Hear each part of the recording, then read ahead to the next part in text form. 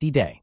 By dawn's early light, the French resistance activated and moved across northern France, destroying supplies, sabotaging rails, and collecting intelligence about the movement of the German units. Nazi formations had already taken to moving at night, under the ever-present threat of Allied air attack. Now they would die in the dark just the same, harried by a people they considered easily conquered. American and British bombers did their level best to soften the beaches.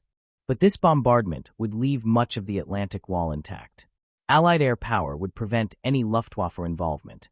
Before the amphibious assault, Allied paratroopers dove into hostile territory, led by pathfinders.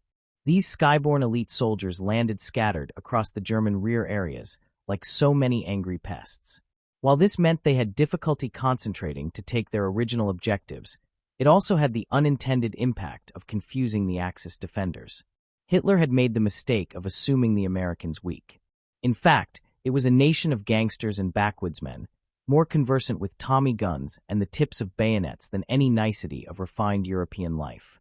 Now these men, along with troops from the Commonwealth, would jump from perfectly functional airplanes and into the faux fortress of Europe to cash checks that Hitler's mouth had written.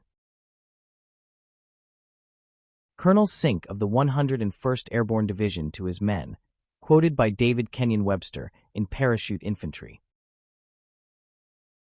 Remember Montgomery? Well, he had seen the German troopers, and he'd seen you, and by God, he said he felt sorry for the Germans.